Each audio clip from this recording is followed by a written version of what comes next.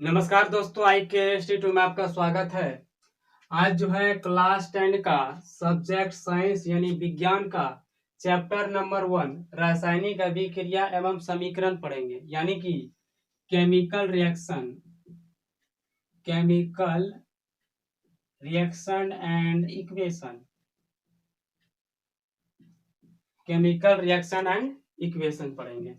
तो देखिए, chapter number one पढ़ने से पहले इसका क्या देख लेते हैं, इंट्रोडक्शन देख लेते हैं, क्या क्या पढ़ेंगे।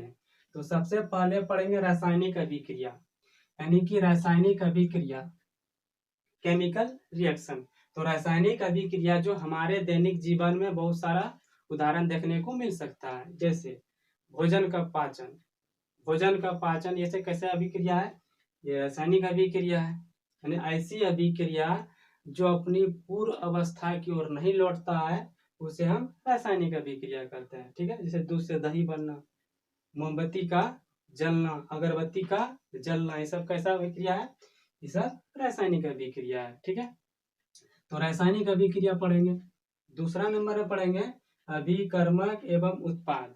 अभिकर्मक एवं उत्पाद किसे कहेंगे, अभी डिटेल से पढ़ेंगे। तो अभिकर्मक एवं उत्पाद इन रासायनिक अभिक्रिया, वह अभिक्रिया जो रासायनिक अभिक्रिया में क्या लेते हैं, भाग लेते हैं, उसे क्या बोलेंगे, अभिकर्मक कहते हैं। जैसे जब दो या दो से अधिक अभिकारक आपस में मिलकर एक नए पदार्थ का निर्माण करता है, उसी को क्या बोलेंगे, उसी को बोलते हैं, आप बोलेंगे उत्पाद। इसे उत्पाद कहते हैं। और जो अभिक्रिया में भाग लेते हैं इसी को क्या कहते हैं, अभिकर्मक या अभिकारक कहा जाता है। ओके, तो देखिए अभिकर्मक में उत्पाद पढ़ेंगे। फिर पढ़ेंगे तीसरा नंबर में पढ़ेंगे आपका रासायनिक अभिक्रिया के प्रेक्षण। रासायनिक अभिक्रिया के प्रेक्षण मतलब कि अगर रासायनिक अभिक्रिया हुई है तो उसमें क्या क्या परिवर्तन देखने को मिल सकता है। तो उसमें क्या क्या परिवर्तन आएगा, अवस्था में परिवर्तन आएगा। ठीक है, अवस्था में परिवर्तन आएगा। फिर आएगा क्या आ जा सकता है, गैस निकलेगा। रासायनिक अभिक्रिया हुई तो गैस निकलेगा। फिर क्या आ जाएगा, फिर रंग में परिवर्तन आ जाएगा। फिर क्या आ जाएगा, फिर तापमान में परिवर्तन आ जाएगा। तापमान देखिए, अवस्था में परिवर्तन होगा, रासायनिक अभिक्रिया हो रही है तो गैस भी निकलेगा। रंग में भी परिवर्तन होगा, तापमान भी परिवर्तन होगा, और सुगंध भी आएगा। ठीक है, यानी गंध भी करेगा, गंध या सुगंध भी आएगा। अगर इस तरह का परिवर्तन हो रहा है तो हम कहेंगे कि रासायनिक अभिक्रिया हुई है। अब देखिए, ये तो हम डिटेल नहीं बता रहे, इंट्रोडक्शन करवा रहे हैं। अब देखिए शब्द समीकरण।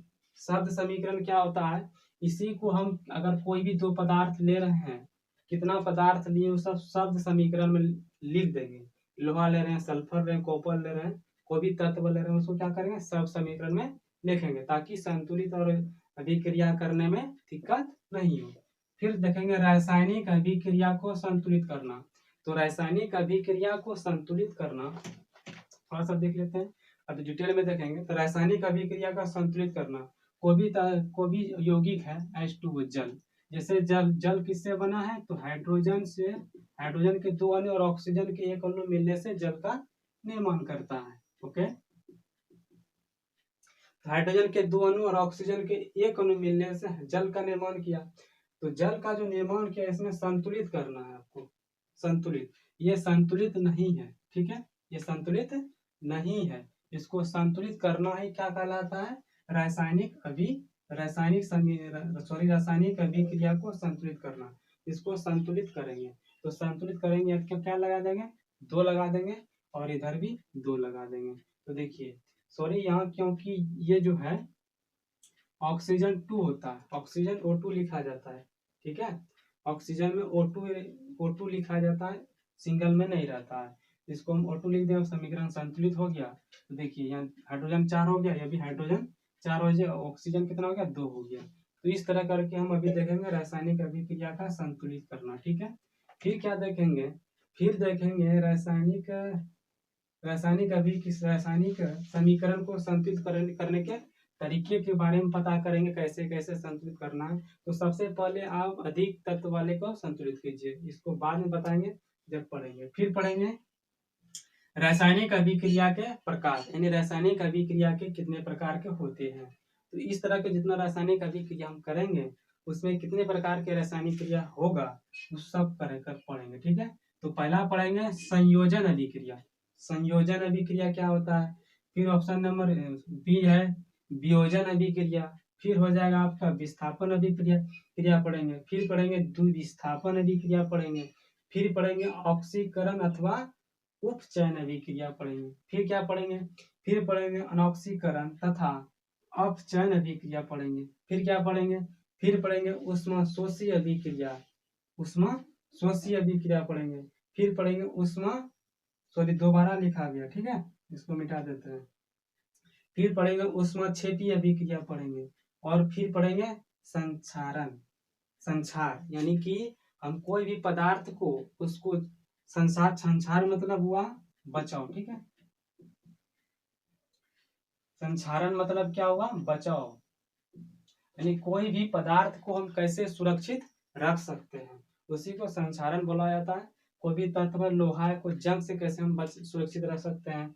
फिर हो गया कोई भी खाने वाला पदार्थ है उसको हम कैसे सुरक्षित रख सकते हैं, इसके बारे में हम संक्षारण का उदाहरण देख के प्रयोग करेंगे, ठीक है।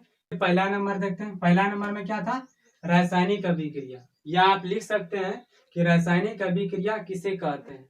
तो इसका उत्तर क्या हो जाएगा, वह क्रिया जिसमें अभिकर्मक आपस में मिलकर उत्पाद बनाते हैं उसे रासायनिक अभिक्रिया कहते हैं।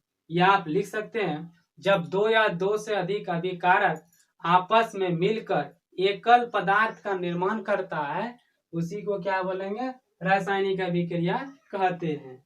तो रासायनिक अभिक्रिया का उदाहरण देखिए, तो उदाहरण क्या हो जाएगा, भोजन का पाचन। जो भी हम भोजन करते हैं वो क्या होता है, पच जाता है, तो वह कौन अभिक्रिया हो गया, रासायनिक अभिक्रिया।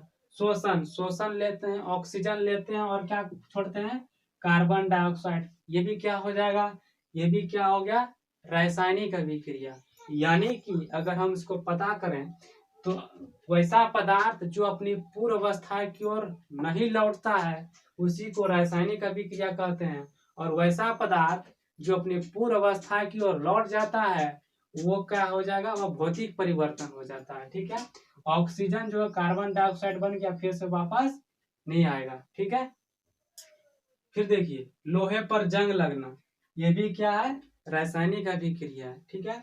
फिर मैग्नीशियम फीते का जलना, जो एक बार जल जाएगा फिर वापस नहीं आएगा, ये भी कौन अभिक्रिया हो गया, रासायनिक अभिक्रिया।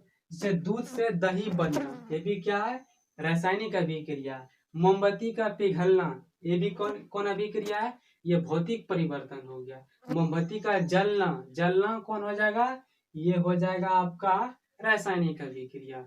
समझ में आ रहा है। फिर देखिए लकड़ी का जलना, ये कौन अभिक्रिया है, रासायनिक अभिक्रिया। अगरबत्ती का जलना कौन अभिक्रिया है, रासायनिक अभिक्रिया, ठीक है। तो इस तरह का अनेकों उदाहरण आप ले सकते हैं, ठीक है। यानी इतना सा याद रखना है, वैसा पदार्थ जो अपनी पूर्व अवस्था की ओर लौट जाता है तो उसे क्या कहेंगे, भौतिक परिवर्तन। और जो वैसा पदार्थ जो अपनी पूर्व अवस्था की ओर नहीं लौटता है उसी को रासायनिक परिवर्तन कहते हैं। ये रासायनिक अभिक्रिया आप बोल सकते हैं। फिर 2 नंबर में क्या था, अभिकर्मक एवं उत्पाद। अभिकर्मक किसे कहते हैं, या आप इस तरह लिख सकते हैं। तो अभिकर्मक क्या हो जाएगा, वह पदार्थ जो रासायनिक अभिक्रिया में भाग लेते हैं उसी को क्या बोलेंगे, अभिकर्मक कहते हैं।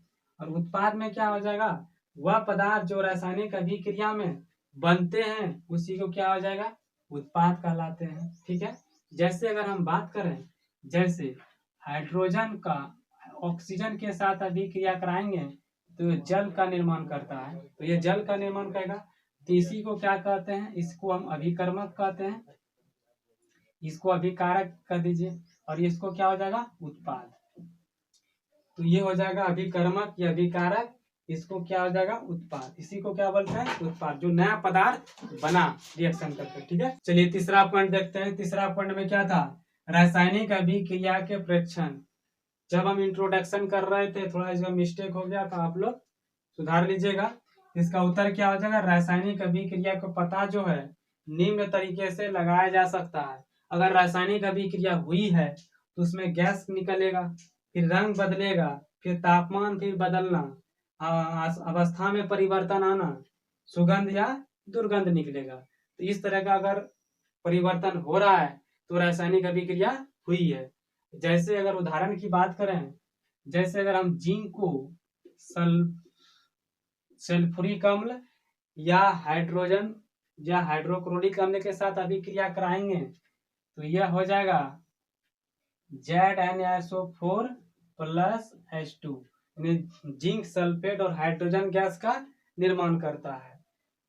मान लीजिए ये क्या है, ये एक परख नली ले लेते हैं और परख नली में दानेदार जो है जिंक ले लेते हैं और इसको हम सल्फ्यूरिक अम्ल का विलयन क्या करते हैं, इसमें डाल देते हैं, यानी कि H2SO4। अगर इसके साथ हम अभिक्रिया कराएंगे और यहाँ कार के पतली रुई से हम बंद कर देंगे, अगर इसके साथ अभिक्रिया कराएंगे तो यह बना जाएगा जिंक सल्फेट और हाइड्रोजन गैस का निर्माण करता है।